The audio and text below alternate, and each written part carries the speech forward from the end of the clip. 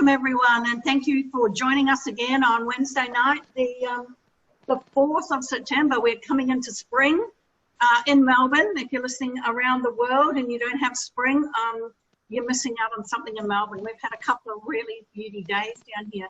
Joining me tonight on our drive home panel is we've got Phil East from Profit Improvers. Phil is our resident panelist. How are you, Phil? I'm sensational, Glenis, as usual. Absolutely. You're getting better as the day goes on, right? That's it. Great. How's the weather over there with you? Similar to Melbourne. It's been sensational today. Warm, a little bit of a breeze. Great spring weather. Fantastic. Awesome. And look, we have our special guest panelist on tonight, Dave Dickson. And Dave is with AllianceZ, and he specializes in creating joint ventures for business, which, if you don't already know, joint ventures is one of the quickest and the cheapest ways on how to generate leads, and probably the most efficient. And Dave is going to share some stories with us, tell us a little bit about what's a joint venture, and some stories that maybe we could put some unlikely people together tonight. So it'd be quite creative. So thanks for joining us, Dave. How are you? And where are you? Are you in space or something? Well, yeah, I took a note from all the guys that were traveling to space and thought I'd go there myself. So why not? Coming to you from out of this world. No, I'm doing well, Glenis. Thanks for that. Yeah, like Phil said, it's been a beautiful day today. I'm hoping it holds off for a little while yet because I'm not home. And they're predicting some rain, and I don't want to get stuck in that on the way home. Got it, because you're on the bike, right? Yeah, exactly. Yeah, exactly. That's very good. That's good. So before we get into the juicy part of the night, everyone, I just want to share, why are we doing these weekly drive homes, talking business? Oh, by the way, we've got Chris. Chris is on his way home driving from Ballarat, from Melbourne to Ballarat. So he enjoys these podcasts every Wednesday night as well. But look, we're part of the Referrals over breakfast networking group, and we are highlighting all the members that are in that group with a podcast on the drive home on a Wednesday afternoon. Business is a big beast, and there's so many different aspects into it, and so we get to highlight all these people that some great little businesses that we have in our group. And of course, you've already heard about who I am, Glenis Gassmann. I'm a business breakthrough specialist, coach, mentor, and I help you with the basic business fundamentals. Most people have forgotten about them, and you've got to have these in place in your business before you start scaling and growing.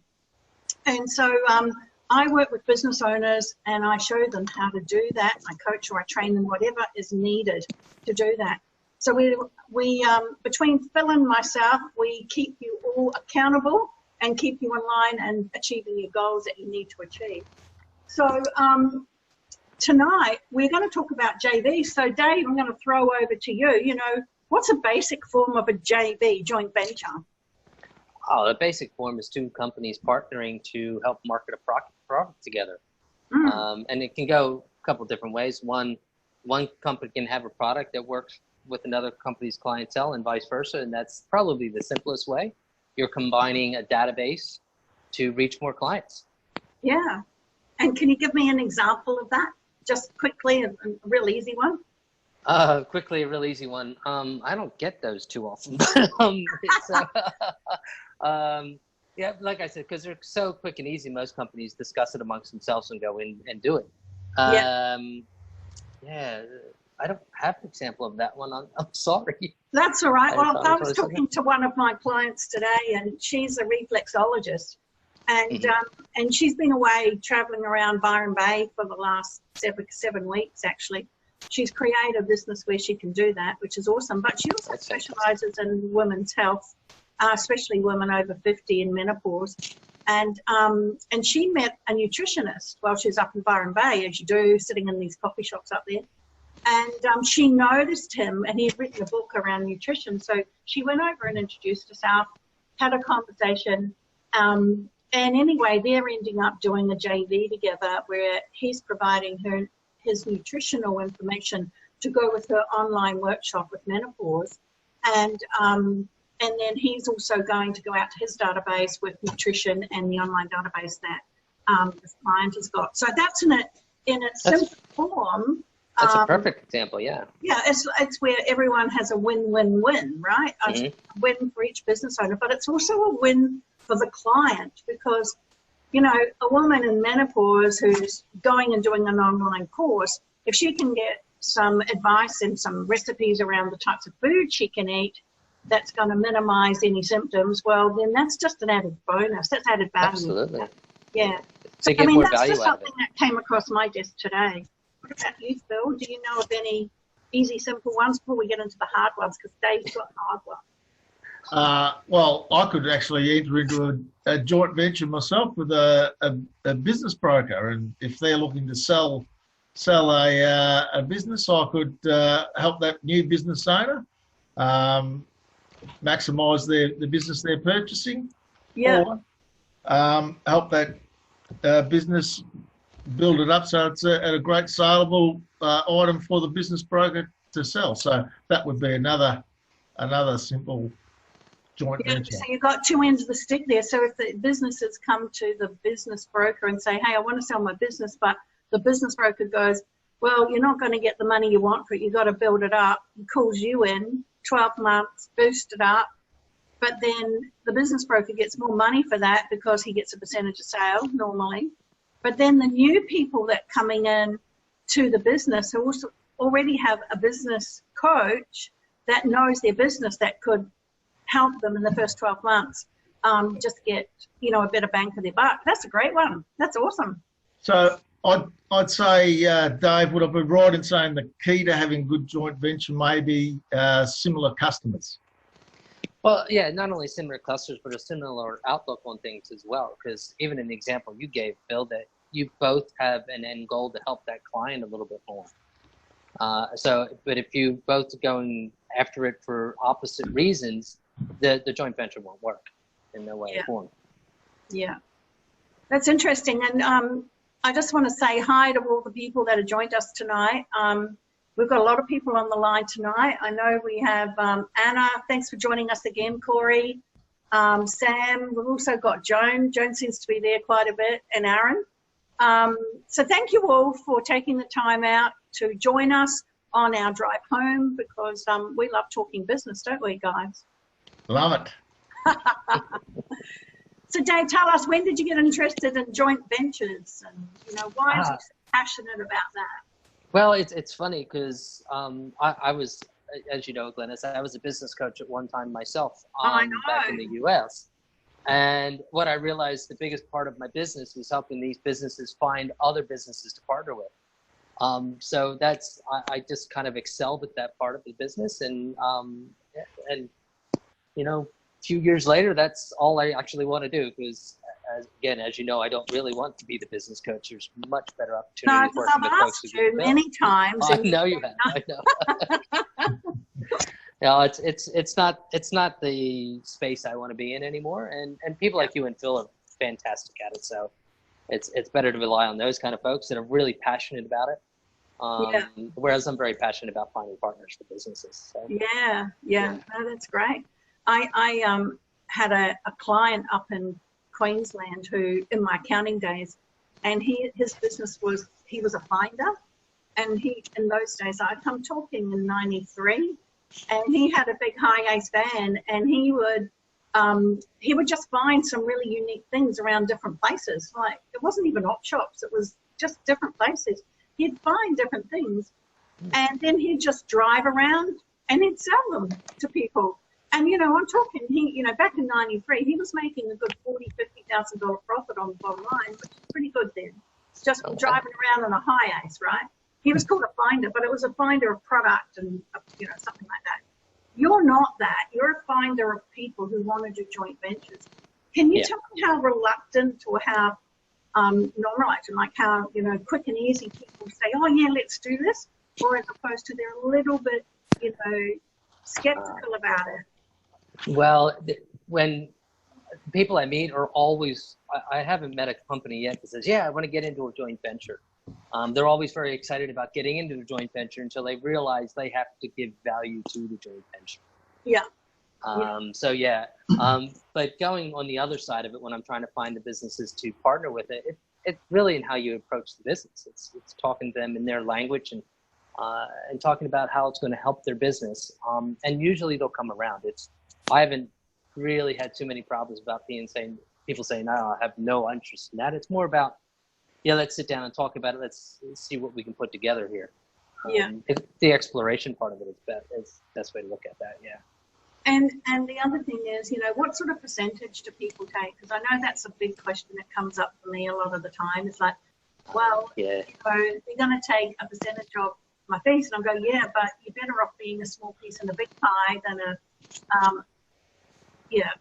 big piece in a small pie, right? Yeah. Well, that's exactly it. Yeah.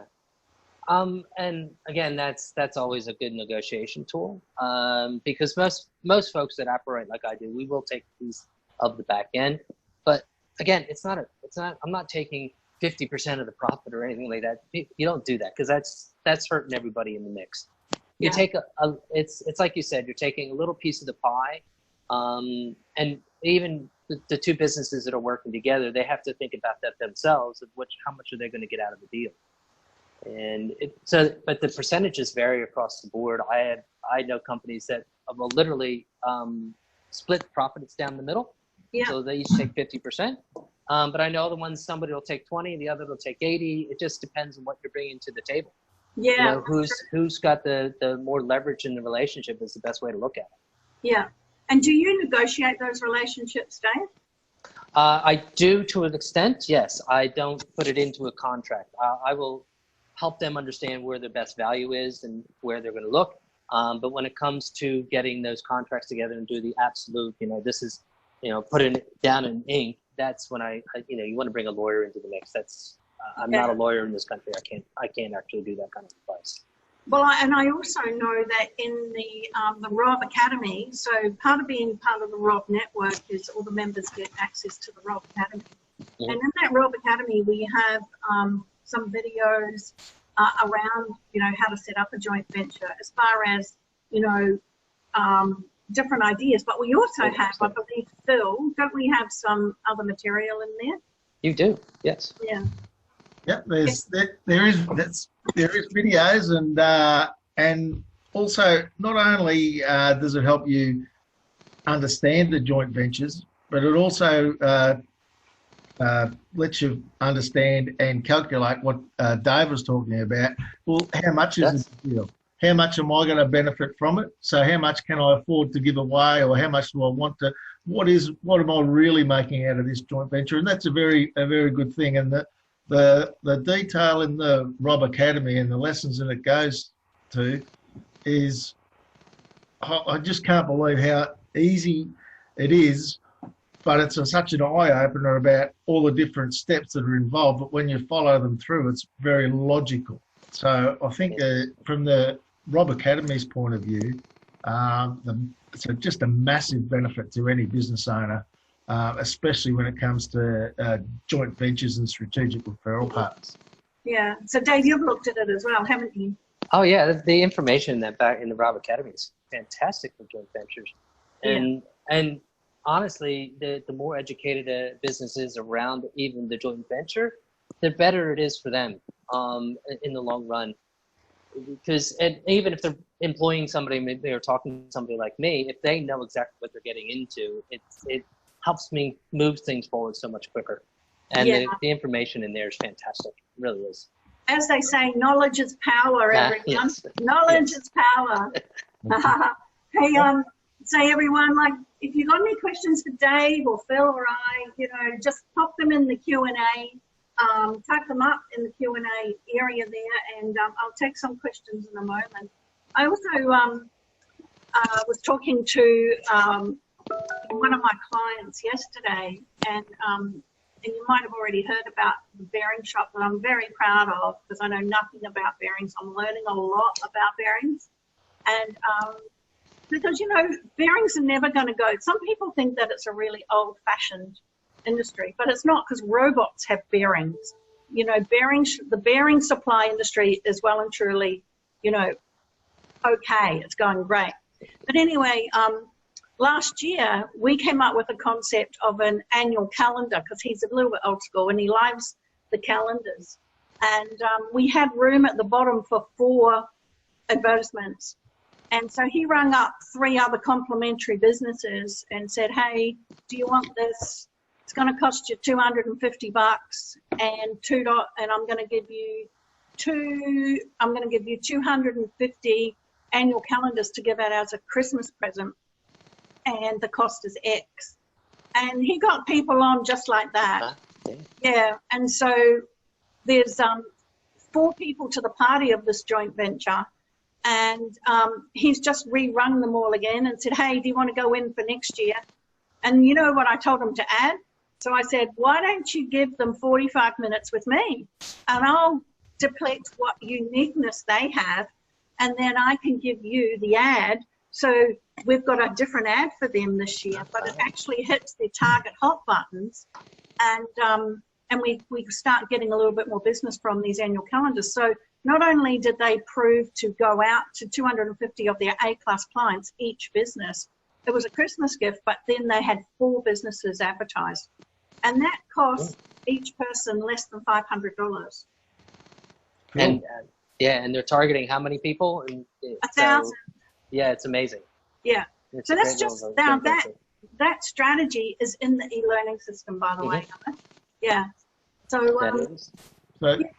we got any questions? Well, if I may, there's one thing that I really enjoy about these webinars and talking to people experts in their field like Dave is because I learn so much. And before we get to the listeners' questions, if you can just indulge me, one thing that I talk to people about joint ventures, the main pushback I get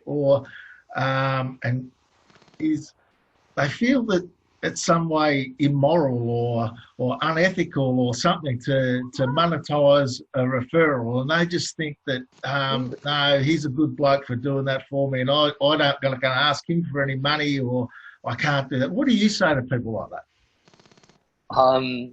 I find that quite interesting, actually. And that may be a culture thing, though, Phil. So, because I'm from the U.S., we try to monetize everything. So,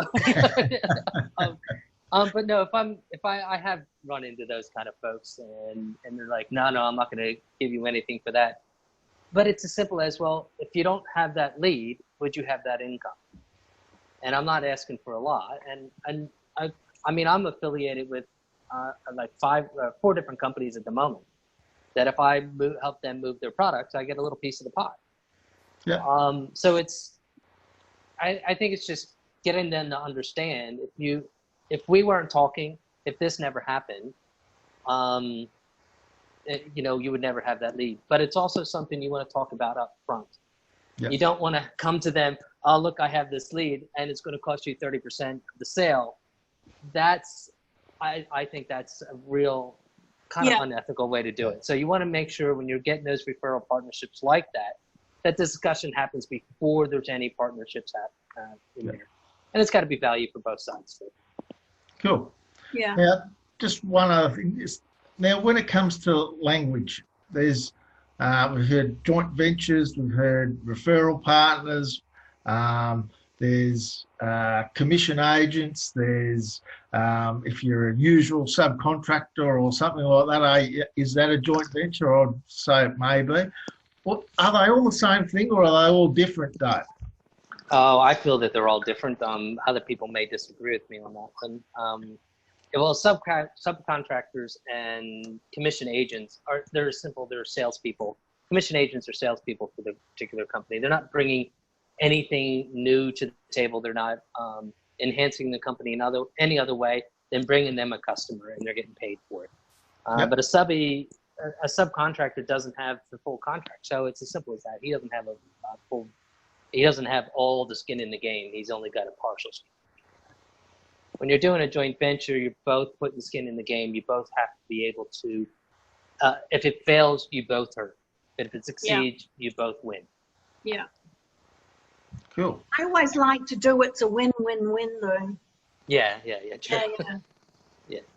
That's it. And that's what the old Stephen Covey win-win, and you throw the other partner in there, you've got the win-win-win. So yeah, absolutely. Excellent.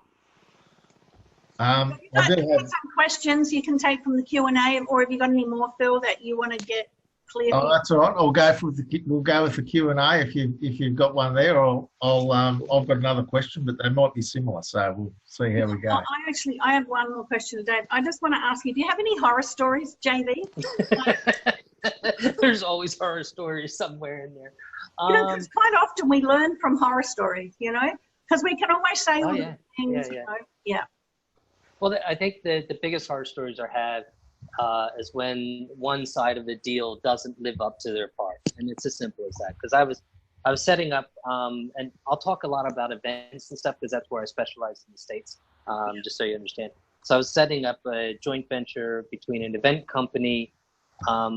Well, this guy was doing two of them, but let's say the event company and a solar farm.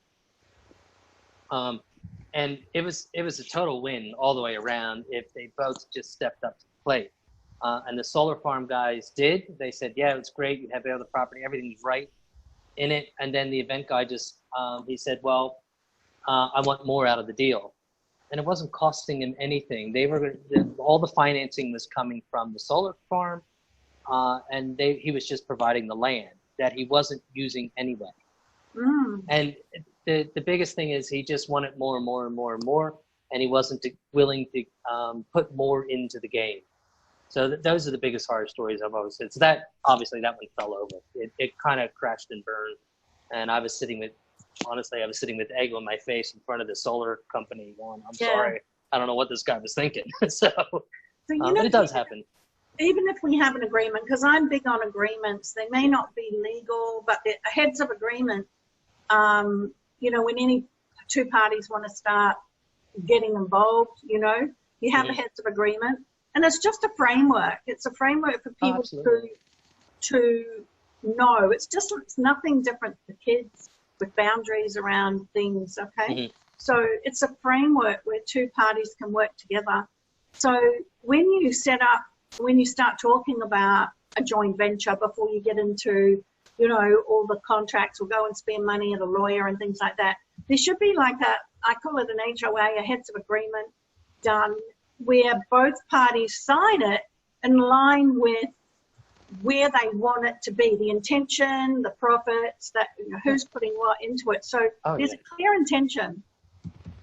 In that space that you were in just then with the solar farm and the event company, was there anything like that in place, or you know the answer to that? So probably not, right? No, they both kept hesitating to do it. Is where it came down to, and that I mean, it fell over before anybody had money in the game. It's good, but it was just, that was a very weird circumstance, and unfortunately I spent hours upon hours to put that together. And, so I walked away with nothing too. But look, it happens. It does happen. Yeah, so look, the moral of the story, of that horror story, people who are listening, is always get a heads of agreement up. And you can just Google what they look like. You don't need any major document for that. No. But, you know, at least you get your framework right. If you're looking at going into a joint venture with anyone, you've got a bit of a framework where each party knows what they're up for. Absolutely. Yeah. Always have that conversation so you have it and put it down.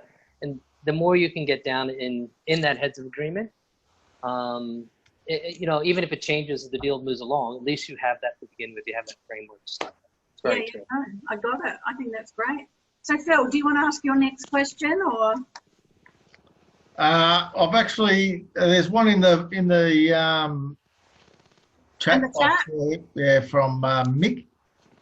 Thanks for joining us, Mick. Good work. Yeah. Mick says, where should I look for referral or JV partners? Well, I think that depends on the industry you're in. But to be straight, I find them everywhere. So I think when you're kind of trying to look for these kind of things and starting to look for them, just keep your eyes open and have a conversation.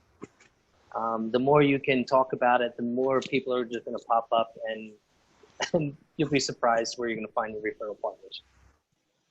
But if you're looking in a specific industry, try to go to networking organizations in that industry, or industry-specific groups is where you're going to find them. Yep. Okay, and I have another one in here. It's from Joan. So Joan, thank you for joining us. I know you were on the first couple of calls with us way back yonder. But she says, you know, what's the weirdest JV that you've ever seen work? So we're talking weird. Yeah. The weirdest JV I've ever seen work. Like most unlikely, I presume, Joan. Is that what you mean? Yeah. That's hard because I don't see anything as unlikely. So I mean, Okay. You know me well enough to know. I can tell you some ones that have just gone so much further than I ever expected them to. All right. We'll come back to the weirdest one, Joan, because I'll keep in the back of my head. Well, I have an idea, and Phil might have some crazy ideas as well. But anyway, tell yours. Let's hear yours first. Let's answer the question right up front. Go ahead. All righty. So, like, I've seen a painter and a real estate. You know, painters are in the trades, real estate selling houses. Painter said to the real estate, you know, I will do $5,000 worth of painting for any home that you sell, because when people buy a new home, the first thing they do is want to paint something to make it feel their own. So he supplied the paint, but then he upsold them at the same time and then gave back the real estate guy some commission from all the upsales. So I thought that was a really ingenious sort of thing, really, because you don't often get a real estate person doing a JV with a tradesperson, you know. But hey, it works. It worked. Oh, well, I'm starting to see some real estate guys do JVs with charities now. So maybe that might fall into the weird category. I thought that was kind of weird. How does that work? Well, it's a simple promotion to the database. The charity has a database. Yeah. The real estate agent wants to get more people to know who he is. Yeah. And so they promote each other. So the real estate agent promotes the charity when he's going around, and there's a whole online thing with it as well. But as he's going around talking to clients, he promotes the charity to them, and the charity then promotes this real estate agent to their database. So that works. So it works as well. And Anna's got one. Thanks, Anna. When's the best time to do a JV? I'll say it this way: it's when you're ready. And most companies think they're ready and they're not. So the best time to do a JV is when you actually are really firm on where you are, where you're going, and you have you have a database to work with.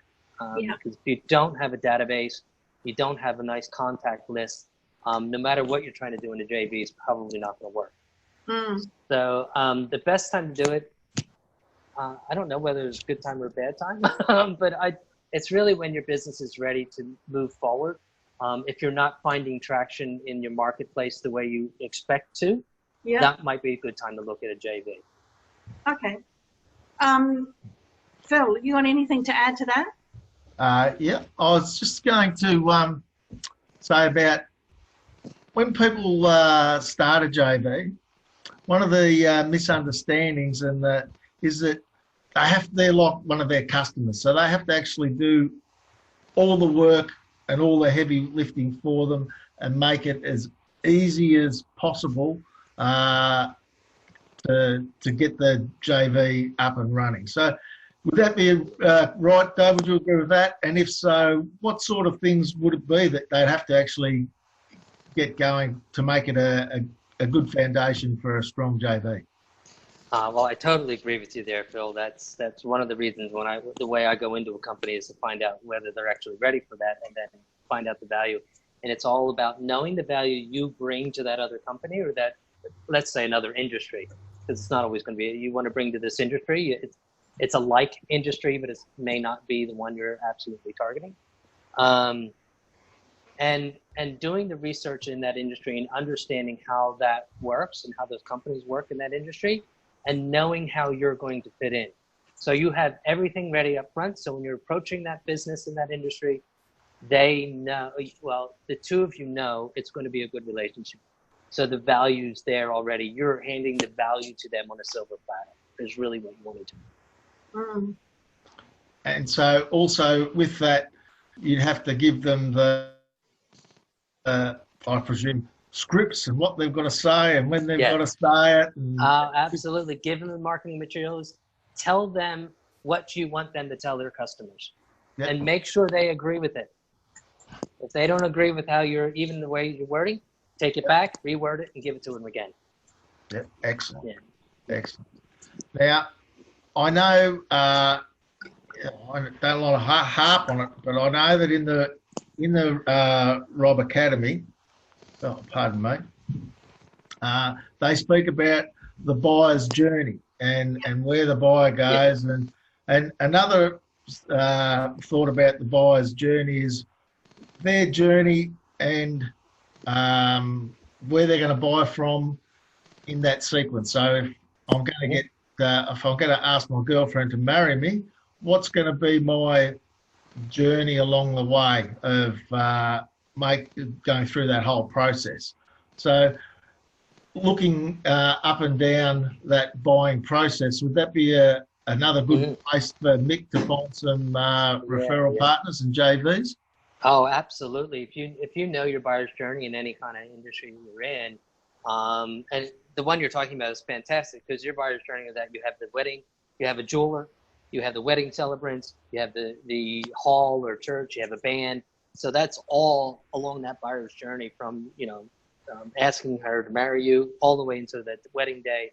There's about 100 different things that you're going to be going on, maybe even more than that are all part of that buyer's journey. So if you are in that industry, you go in and say, where do I fit into that buyer's journey and how can I make the relationships to make that work best for me?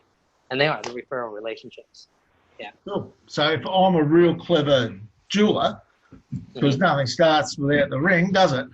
I could actually have. Well, there's a person involved first, but that's a whole dating service thing that we won't go into. Well, there you go. You could be that too. Yeah. So if I was the jeweler, once they purchase that ring, I could basically recommend and refer all the way down the line, couldn't I? Oh, absolutely. And that, like I said, I was in that industry and I saw that kind of stuff happen every day. It's kind of amazing. And the partnerships that form in there can be absolutely very, very lucrative, but just an amazing thing. And it elevates the whole process too. It's not, you're not staying in one stagnant line. You're actually elevating the process for the customer. So and I'm going to, the maths in a joint venture might be something like 1 + 1 = 4 or more. Oh, yeah, yeah. Well, I was just going to go into the numbers, Phil. As you know, I'm pretty serious about numbers. And in fact, tomorrow night I'm doing the presentation, How to Fall in Love with the Right Numbers. So it's going to be pretty exciting. But let me talk about numbers around joint ventures, guys. In what Phil and Dave were talking about, typically you could probably get 10 people in that joint venture chain.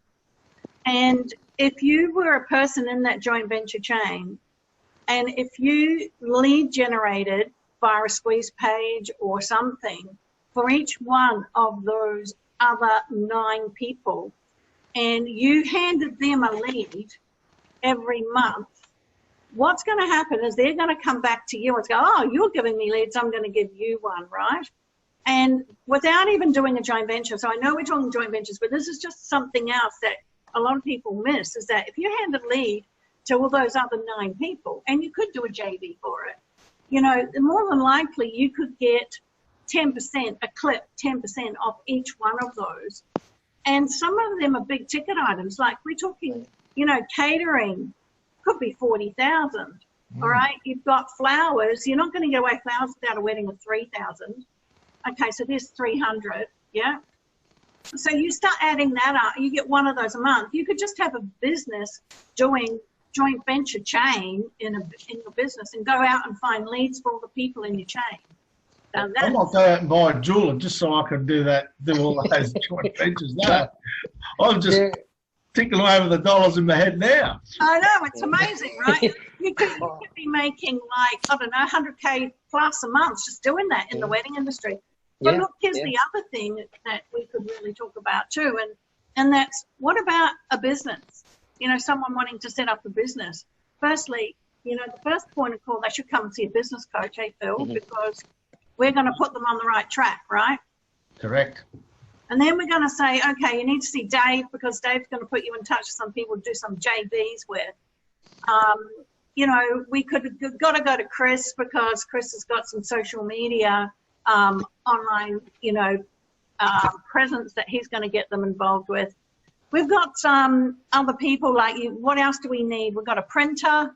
You know, we've got a whole lot of people in the business chain. There's insurances, there's finance, a whole lot of people. Now, just imagine if everyone in that chain started doing what I was saying in the wedding chain and said, you know, how about a lead, 10%, whatever. Your passive income stream could be building up, you know, and the new person that's starting off a business has, you know, a group of people that are going to really look after them. Yeah. So I just think that's a great lead generation strategy, guys. You hear me talk about lead generation strategy. Joint venture chains, joint ventures are a great lead generation strategy. So, absolutely.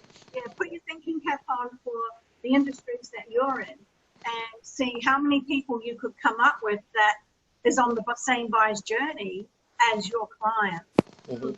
That's a good point, Phil. Great point bringing up the buyer's journey. It sort of like now triggered a whole lot of things in my head. Glenis is going to go off on a tangent now. We're going to lose her. Yeah, well, there's actually just a question in there from Selena, Glenis. Yeah. Selena's been on just about everyone we've got now. Selena's just not sure how many business owners are really actually doing this. It seems like a fair bit of hard work in it, she says. What would you say to that, Dave? Well, I'll say the first one probably is a bit of hard work. The first time you do it, it probably is.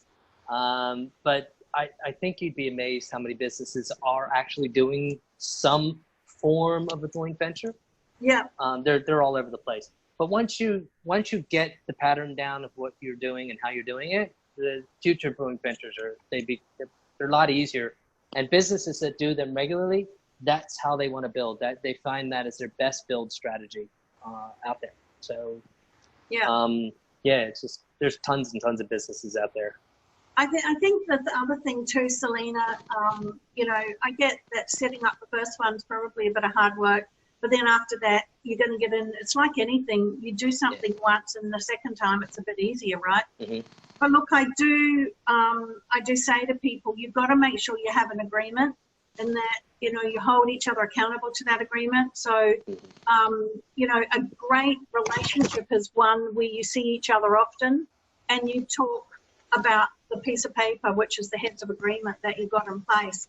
And is it working? Is it not working? You know, what can we do to make it work? Like, it's not a set and forget, Selena. So this is something that you should be putting into your calendar once a month to get in touch with the person and sit down and ensure that the relationship is kept, you know, active, but it's also kept in alignment with both businesses' goals, because you do want everyone to do the win-win-win.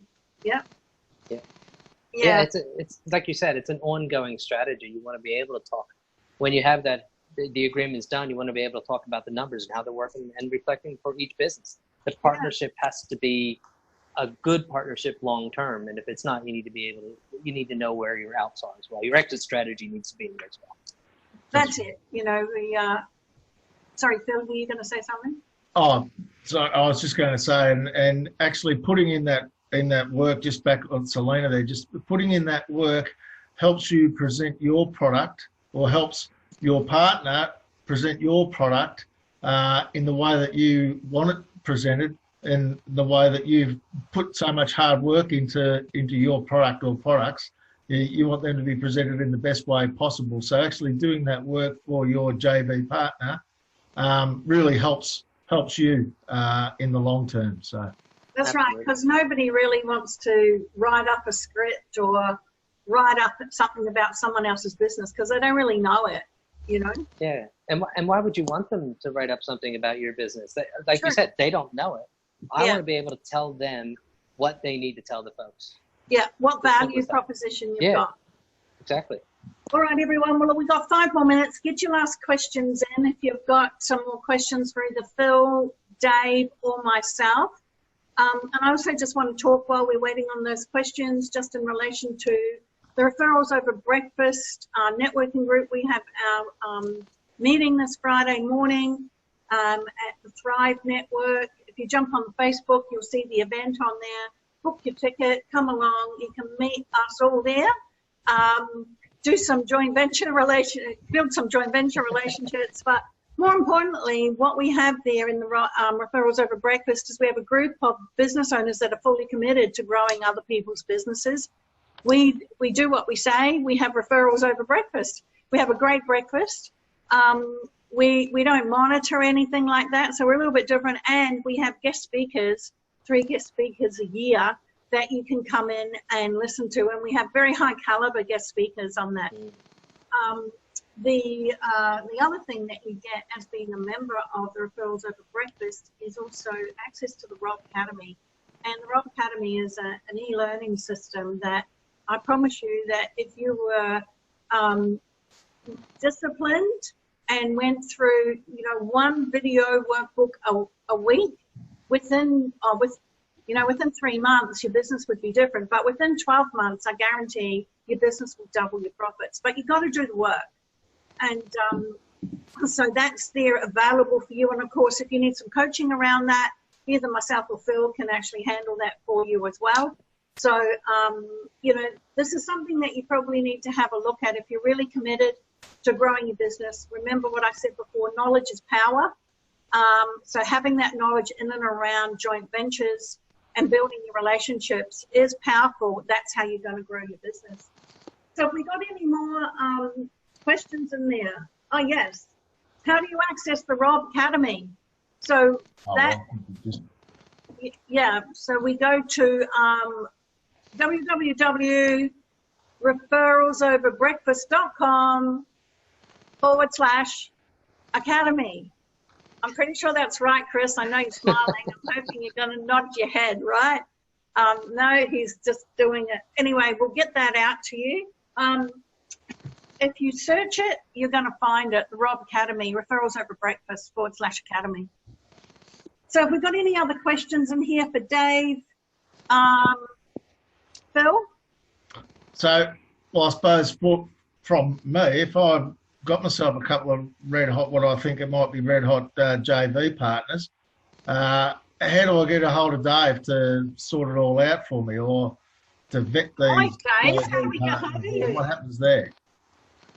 Well, you ask Glenis for my phone number, and she'll give it to you, and I'll give you a call. I'm not your receptionist, Dave. Oh, really? No. Well, literally, you can put my phone numbers up anywhere you want. And simple to email me. I'm all over LinkedIn and Facebook, so you can find me there as well. Cool. What do you want? How do you want me to go about that? Whatever's easiest for you. Well, look, I can do this. I'll put my email in the chat box for everyone. You can grab that. That sounds like a great idea. That's awesome. Cool. And you drop me a line. I want to thank you both for being panelists tonight. It's been great recapping as far as joint ventures are concerned. You're never ready. You just got to jump in and do it. And you got to make sure you have a heads of agreement or something framework that you're both going to work towards. Do it the easy way to start off with. Look at your buyer's journey and find out what else your customers are buying, and go and approach people and see if they're open to joint ventures. Have your value proposition ready to go. And then if they're interested, then sit down and work out how it's going to look like. You might write up some scripts. If you need any of that information, it's all in the RoB Academy on how to do that. And if you need some coaching around that, obviously, you're going to come to Phil and I for any coaching. But if you want the ins and outs of any joint ventures and you want someone to negotiate for you, talk to Dave, and Dave's going to put his, he's put his email in the webinar chat. And just before everyone goes tonight, I just want to let you know next week we have Corey Millard joining us, and I know Corey has sent me some information about his business. So Corey from Melbourne Business Video Production, he's going to be talking about all the things video does. So the power of storytelling in business, what gets in the way for people using video to promote their business, and how video can expose business owners' brand values and culture. It's going to be an excellent week next week. So that is Wednesday the 11th, Drive Home webinar hosted by More Customers, More Profits, but including Referrals Over Breakfast, Phil East as our resident panelist, and Cube Social, Chris Dobbin as well. Thank you, Dave. Oh, my pleasure. Parting words that you want to leave us with? Oh, no, just get out there and have the conversation. You got to start somewhere. Yeah, and have fun. Have fun. That's great. Phil? Think win, win, win, Glenis. You're Win, all win, over win. it. I love it. I love it. Let's win, Win, win, win. Awesome. Okay, guys. Thank you so much for being on the call, and we'll see you next week. Thank you.